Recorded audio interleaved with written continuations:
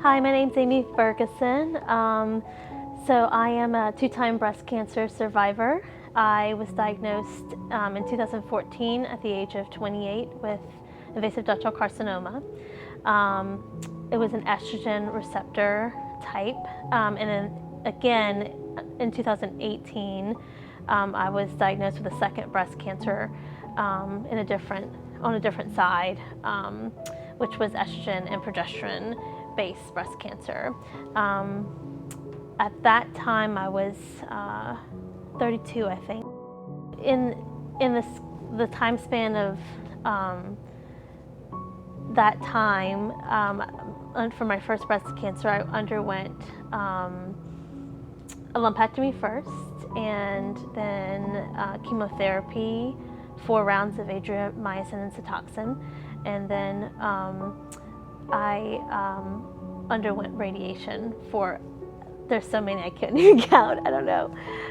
What's the interesting thing, and one of the blessings I think, is that my oncologist, Dr. Ellis, was actually my oncologist at Thibodeau Regional for my first breast cancer.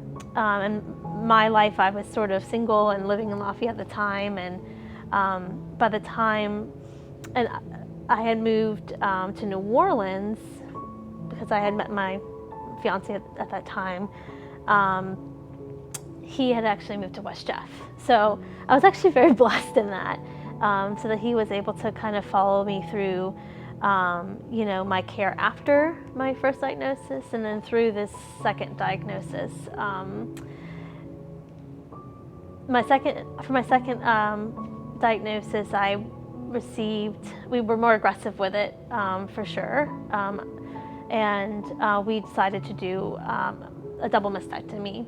And we did the chemotherapy first, which really shrunk down the tumor almost completely. And then we went and did the mastectomy and radiation. And then after that, I had follow-up with, reconstruction 6 months later, I believe it was, and so on, Yeah, my prognosis is really great. For me, cancer, like for many people, is the ultimate, fearful thing. And it surely was something I was very afraid of, even before my first diagnosis, and then having to go through it a second time.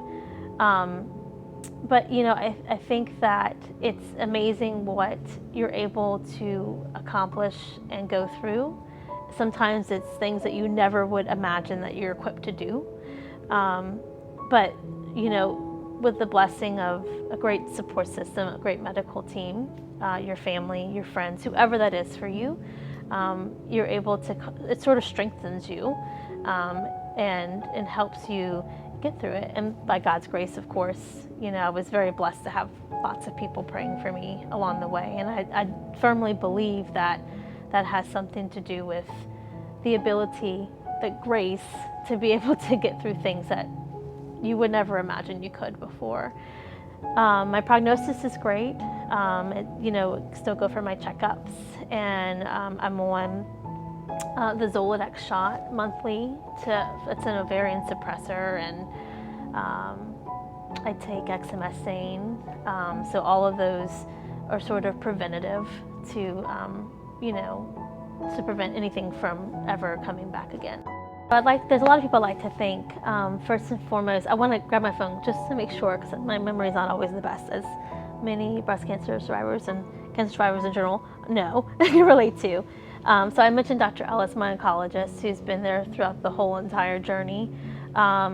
He has always been so focused on, living a long life, and that this is overcome, I can overcome this, and it's not going to be, the end. And he's really been a strong advocate for me.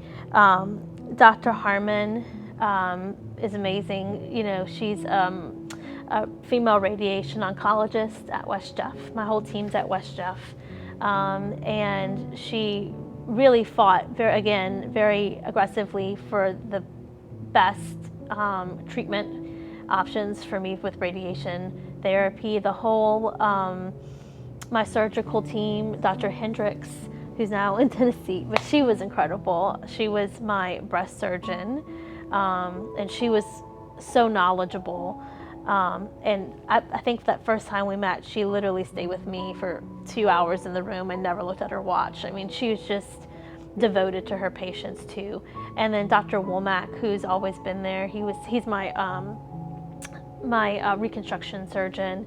That's a very scary thing, just even making the choice. I guess my first cancer, the idea of going through that mastectomy surgery, just, I don't know, on so many levels just seemed so mortifying. And they all made it in a way that I understood what was going on and felt comfortable in that, and also let me know that this was my choice along the way, that I was never being, I didn't have to do this route, but that it was, it was important that it was a choice that I made consciously on my own. The whole team at West Jeff, the chemo nurses, the radiation nurses, they were all amazing. They treat you like you're their own, and for that I'm forever grateful. My family, my husband, of course, when you go through something like this, the person you're worried about the most is the person you love the most. You don't really worry about it's like you're so worried about how this is going to affect that other person. And I didn't want this to be a burden for him or hurt him. And he, throughout the whole entire thing, was just a rock. And then my family, my sisters, oh my gosh, I can't tell you how many times they were just always at my house. Like the littlest thing, I'd call my mama, she'd come and bring me my prescription because I wasn't feeling good. Or my kids, Will and Ava, when you have children, it's like you're used to being the parent, especially as a mom. You go and you provide and you take care of your kids, and like the roles are so in reverse when you're in this kind of situation. And they were just always there to help, to support, and just understanding that I wasn't at my best on a certain day. And I'm very thankful and grateful for everybody who was there to help me through my journey, and today still. So just always remember that nothing is unbeatable. Just be courageous and really use the support around you. And I hope that I'll see all of you as I'm rocking the runway in October. My name is Amy Ferguson, and this is my story.